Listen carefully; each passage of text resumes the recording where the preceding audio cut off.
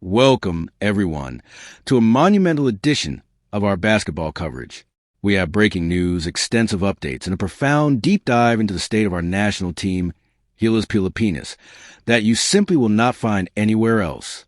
The headlines are blazing, the social media algorithms are working in overdrive, and the entire basketball-loving nation of the Philippines is buzzing with electric, undeniable energy right now.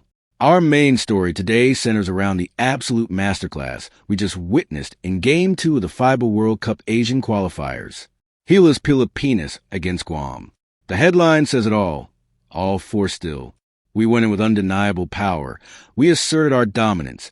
And we showed the world that even when we are battered, even when we're missing our towering centerpiece, the heart of this team, the legendary Puso, beats stronger and louder than ever before. But that is only the beginning of our journey today. We also have a crucial, highly anticipated update on our 7'3" prodigy. The future of Philippine basketball, Kai Sotto. Whispers have turned into credible reports, and the anticipation is reaching a fever pitch because Kai Sotto is targeting a possible return to the hardwood this December. And finally, we will break down the crucial tactical victory that defined this matchup, the Rebound. We will explore how Gilas Pilipinas dominated the glass, retrieve their rebounding identity, and crush the opposition's second-chance opportunities. Before we plunge into the tactical intricacies and the profound implications of this latest Gilas victory, we need to set the stage and truly understand the magnitude of what we just witnessed. When Gilas Pilipinas stepped onto the floor for Game 2 against Guam, the atmosphere was not just about winning a basketball game. It was about sending a definitive message to the rest of the Asian continent and, quite frankly, to the world. The qualifiers for the FIBA World Cup are a grueling, unforgiving gauntlet. Every single possession matters. Every single defensive rotation is heavily scouted. You're not just playing against 5 guys on the opposing team. You're playing against the pride of their nation, their months of preparation, and their sheer desperation to upset a basketball powerhouse like the Philippines. Guam came into the series not as mere participants, but as hungry challengers. They brought grit, they brought physicality, and they brought a strategic game plan designed specifically to disrupt our flow, to challenge our shooters, and to punish us in the paint. But what did Gilas Pilipinas do? They responded with all four still. Think about those 3 words. All, force, still. It implies a continuation of power, an unrelenting wave of pressure that does not dissipate regardless of the circumstances. In Game 1, we saw glimpses of brilliance, but we also saw areas that required immediate tightening. Coach Tim Cone, the absolute maestro of Philippine basketball, the winningest coach in the history of the Philippine Basketball Association, knew that a simple victory was not enough. He demanded execution. He demanded absolute, unwavering commitment on the defensive end of the floor. And my goodness, did the players deliver in Game 2. From the opening tip-off, you could see it in their eyes. There was a steely determination, a collective focus that resonated from the starting 5 all the way to the farthest man on the bench. They contested every single pass. They closed out on shooters with terrifying speed. They navigated through screens not just with physical effort, but with high-level basketball IQ. And then there's the most exciting, the most deeply emotional part of our news today. We must talk about Kai Sotto. For nearly 11 harrowing months, the Philippine basketball community has held its collective breath. Back in January, playing in the Japan B-League for the Kashida Alphas, Kai suffered every athlete's absolute worst nightmare, a torn anterior cruciate ligament, the dreaded ACL injury. For a young man who was playing the absolute best basketball of his entire life, averaging a double-double, dominating the paint, blocking shots, and expanding his offensive repertoire, this injury felt like a cruel, unjust twist of fate. It derailed his immediate plans. It forced him into a grueling, solitary, and often painful rehabilitation process. We have watched him from afar, tracking his progress, hoping against hope that his recovery would be swift and complete. He missed the FIBA Asia Cup. He missed crucial developmental time. But throughout it all, he remained a part of the Gilas family. He was there on the sidelines against Guam. He was there in practice, doing non-contact drills, studying the system, and being a vocal leader for his brothers on the court. And now, the news we have all been waiting for is finally materializing. Kai Sotto is eyeing a return in December. Let that sink in. The towering presence, the elite rim protection, the soft touch around the basket. It is all coming back. This is not just a medical update. This is a paradigm shift for Gilas Pilipinas. The possibility of Kai returning to the floor before the year ends means that he could be available for the monumental clashes ahead in the next qualifying windows. It means the agonizing wait is almost over. We will dedicate a massive portion of this broadcast to analyzing exactly what his return means, how his body will adapt, and how Coach Tim Cone will integrate a post-ACL Kai Sotto back into a lineup that has learned to survive without him. But surviving is not what Gilas Pilipinas is about. They're about thriving, and they thrived against Guam through a masterclass in rebounding. The recover rebound is the third pillar of our news today. In basketball, the rebound is a great equalizer and the ultimate momentum shifter. It is a physical manifestation of desire. When a shot goes up, the tactical execution momentarily pauses, and it becomes a pure, unadulterated battle of will, positioning, and strength. In the past, Gilas has sometimes struggled against bigger, wider opponents on the boards. But against Guam in Game 2, it was a clinic in boxing out, pursuing the basketball and securing possession. We saw guys sacrificing their bodies, crashing offensive glass to secure extra possessions, and forming an impenetrable wall on the defensive glass to ensure Guam had one shot and one shot only. This rebounding resurgence is not an accident. It is a result of meticulous coaching, a shift in mentality, and the rise of players who have embraced the dirty work. As we prepare to transition into our deep dive analysis, I want you to hold on to these three interconnected themes. The unrelenting, full-throttle approach of the team, the impending, triumphant return of our prodigal son, Kai Sotto, and the fundamental, gritty dominance on the rebounding glass. These are not just isolated storylines. They're the exact ingredients required to build a world-class basketball program. So, settle in, grab your coffee, your water, whatever you need, because we are about to break down the tape, analyze the statistics, and explore the profound depths of Game 2, the future of Kai Sotto, and the evolution of Gilas Pilipinas. Let us move into the core of our analysis. To truly understand the magnitude of all four still in Game 2 against Guam, we have to look at the architectural design of Coach Tim Cone's system. Tim Cone does not just coach basketball. He orchestrated a symphony of movement, spacing, and defensive principles. Coming into Game 2, the coaching staff knew that Guam would make adjustments. They knew Guam would try to slow the pace down, muddy the waters, and turn the game into a physical, half-court wrestling match. Guam's strategy was clear. Limit the transition points of Gilas, force them into late shot clock situations, and dare them to win purely through isolation basketball. But Gilas Pilipinas countered this with absolute strategic brilliance. Instead of falling into the trap of stagnant one-on-one play, the ball movement was crisp, purposeful, and relentless. The guards initiated the offense with a sense of urgency, quickly getting the ball swinging from side to side. This side-to-side action is the kryptonite of a set defense. It forces the defense to constantly shift their gravity, close out on multiple shooters, and communicate through a maze of screens. And when the defense was scrambled, Gilas attacked the closeouts with ferocity. We saw beautiful drive and kick sequences, resulting in wide-open perimeter shots.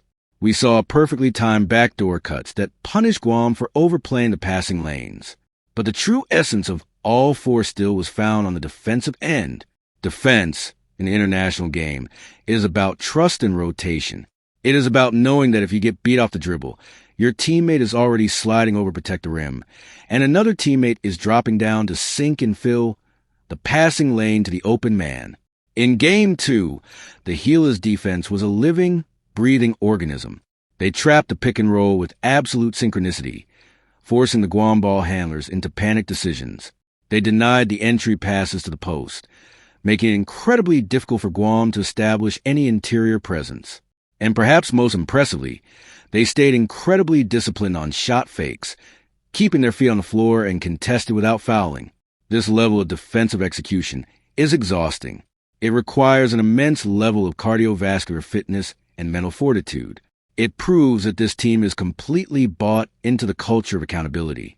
Now, we must transition to the most critical individual storyline affecting the entire landscape of Philippine basketball: the rehabilitation and impending return of Kai Sotto. When we say it is possible to play in December, we are talking about the culmination of one of the most grueling physical and mental tests an athlete can endure. An ACL tear is not just a physical injury, it is a psychological trauma. The anterior cruciate ligament is a crucial stabilizer in the knee. When it snaps, it takes away an athlete's foundation, their ability to jump, cut, and pivot with explosive force. For a 7'3" center, whose entire game relies on lower body strength to hold ground in the post and springiness to protect the rim, this is a monumental hurdle. For the past 11 months, Kai has been in the laboratory. The rehabilitation process for an ACL involves months of simply trying to regain range of motion, followed by painstakingly slow muscle-building exercises to strengthen the quadriceps and hamstrings that support the knee. It is lonely work. It happens away from the roar of the crowd, in quiet gyms and physical therapy clinics. But the reports we are getting and the visual evidence of Kai doing non-contact training with Gilas suggests that he has attacked his rehab with the same ferocity he attacks a loose ball. If Kai does indeed return in December, what does that look like? We have to be realistic. He will not step onto court and immediately be the 30-minute, a-night, dominant force he was right before the injury. There will be a minute restriction. There will be a period of reacclimation to the speed and physicality of the professional game. The Japan B-League is fast-paced, and international fiber basketball is incredibly physical. Kai will need to learn to trust his knee again. The mental hurdle of making that first explosive jump off the repaired leg in a live-game situation with massive bodies crashing around him is significant. However, the value of just having Kai Sotto back on the active roster cannot be overstated. Even at 80%, his sheer size alters the geometry of the basketball court. Offensively, he provides a massive roll target in the pick and roll. If a guard comes off a screen, the defense now has to choose. Do you step up to stop the ball handler, or do you stay back to prevent the lob to Kai Sotto? That split-second hesitation is all Gilas needs to generate an open look. Furthermore, Kai's ability to shoot the mid-range jumper and even extend out to the three-point line forces opposing big men outpaint, opening up driving lanes for our slashing guards. Defensively, Kai is the ultimate eraser. In Game 2 against Guam, we played exceptional team defense, but we had to work incredibly hard to protect the rim without a true 7-footer. With Kai on the floor, the perimeter defenders can apply even more aggressive pressure, knowing that if they get beaten, they have a 7'3" safety net waiting in the paint. His wingspan alone deters guards from even attempting to drive into the lane. His return in December would mean he has roughly 2 months to get his legs under him before the crucial February qualifying window against heavyweights like Australia and New Zealand. That timeline is perfect. It allows him to shed the rust in the B-League before donning the national colors for the most important games of the year. This brings us perfectly to the third pillar of our analysis, the rebound. While we await Kai's return, the frontcourt rotation of Quentin Miller-Brown, A.J. Edu, and the rest of our bigs had to step up, and step up they did. Rebounding is often misunderstood. Many casual observers think it is just about being tall. While height helps, elite rebounding is about timing, anticipation, leverage, and heart. In Game 2, Gilas executed a flawless rebounding scheme. Let us break down the defensive rebound first. When a Guam player released a shot, you immediately saw 5 Gilas players locate their man, make physical contact, and drive them backward. This is the fundamental box out. You cannot just look at the flight of the ball. You must hit your man first. Quentin Miller-Brown, who has been an absolute revelation since being cleared by FIBA as a local, was a monster in this regard. He uses his wide frame and exceptional lower body strength to establish deep position in the paint. Once he locks a player on his back, they are not getting to the ball. And it wasn't just the bigs. Our guards were sinking down into the paint to secure the long rebounds that bounce over the heads of the frontline players. This team rebounding concept is what completely demoralized Guam. They would work the shot clock down, take a tough contested shot, and have absolutely zero chance of getting the offensive rebound. It is a back-breaking experience for an offense to work that hard and get only one shot. On the offensive end, the rebound took on a different meaning. It was about relentless pursuit. Gilas players were crashing the offensive glass from the weak side, reading the trajectory of the missed shots, and using their quickness to beat the Guam defenders to the spot. These offensive rebounds are the most valuable possessions in basketball. They usually result in a scrambled defense, leading to easy putbacks, fouls, or wide-open kick-out three-pointers. The energy generated by a hard-fought offensive rebound is infectious. It lifts the entire bench, it ignites the crowd, and it breaks the spirit of the opposition. The fact that Gilas was able to dominate the rebounding battle against a tough, physical team like Guam without their tallest player is a testament to their heart, their conditioning, and their absolute dedication to the fundamentals of the game.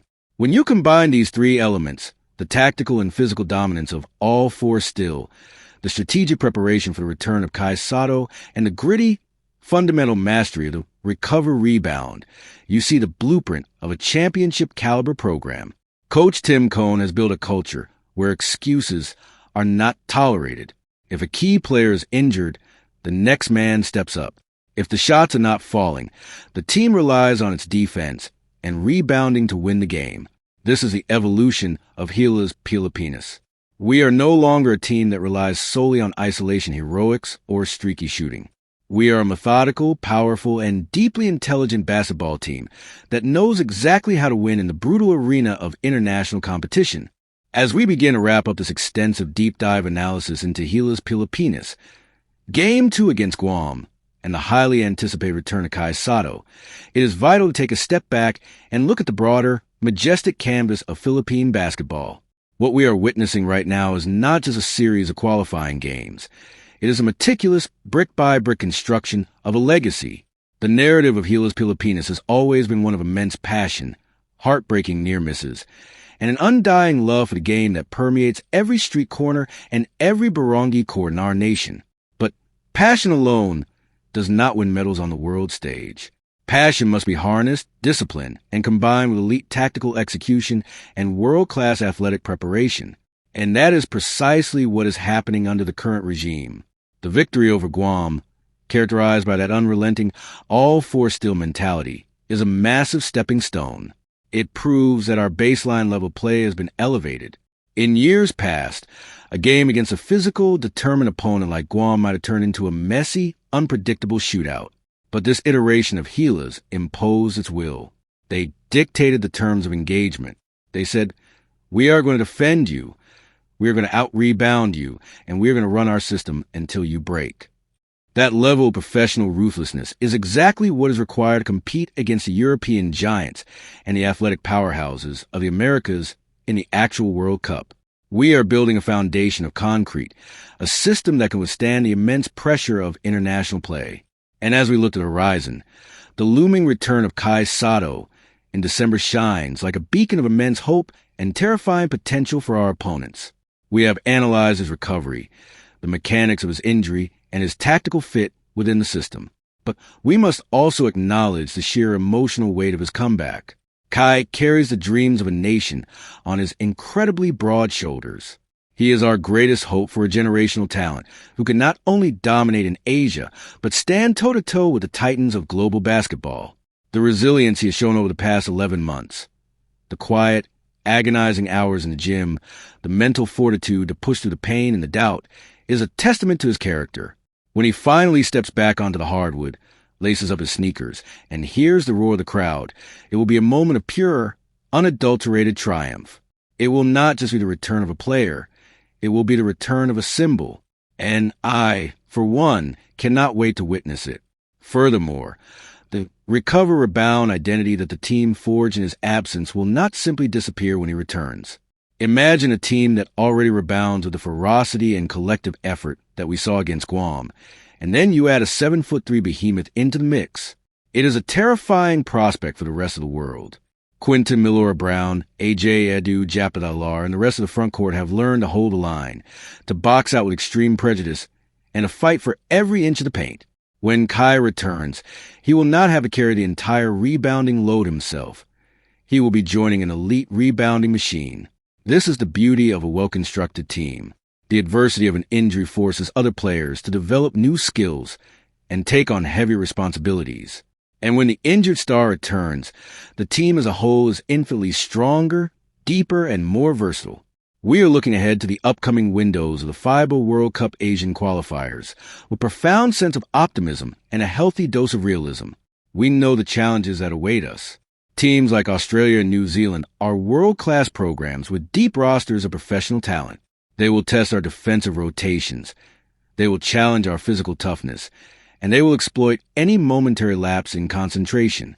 But we are no longer approaching these games simply hoping for a miracle. We are approaching them with a strategic blueprint, a battle-tested roster, and a collective belief that we belong on the same court as the best teams in the world. The journey to the 2027 FIBA Basketball World Cup is a marathon, not a sprint. It will be filled with soaring highs, agonizing challenges, and moments of absolute brilliance. And through it all, the heartbeat of this team will be the unwavering support of the millions of Filipinos who live and breathe this sport. We are the most passionate basketball fans on the planet, and our energy, our belief, and our relentless support fuel these athletes every single time they put on the jersey with the flag on their chest. So, I turn to you, the absolute best audience on YouTube. I want to hear your thoughts down in the comments section. We have covered an immense amount of ground today, and I want to know exactly what you are thinking. First, what was your absolute favorite moment from the Game 2 victory over Guam? Which player's performance surprised you the most? And who do you think was the unsung hero of that all-for-still defensive effort? I want to read your breakdowns of the game. Second, let us talk about Kai Sotto. How emotional are you feeling about his potential return in December? What are your realistic expectations for him as he integrates back into the Japan B-League and, eventually, back into the Gilas Pilipinas lineup? Do you think he should be on a strict minute restriction initially, or should Coach Tim Cohn unleash him as soon as he is medically cleared? Let us get a massive debate going in the comments about the future of our 7'3" prodigy. And lastly, what are your thoughts on the recover-rebound strategy? Do you believe our current frontcourt rotation, even before Kai's return, has finally solved our historical rebounding issues? How do you think we will match up on the glass against the massive front lines of Australia and New Zealand in the upcoming windows? Your insights, your passion, and your basketball knowledge are what make this community so incredibly special. Thank you all for joining me on this extensive, deep dive into the world of Gilas Pilipinas. It is a privilege to break down this beautiful game for such a dedicated and intelligent audience. The future of Philippine basketball is incredibly bright. The pieces of the puzzle are falling into place, and the rest of the world is officially on notice. We will continue to track every development, every rumor, and every breaking news story as we march toward the World Cup. Keep the faith, keep supporting our boys, and never, ever underestimate the power of Puso. Until next time, stay passionate, stay informed, and I will see you in the next video.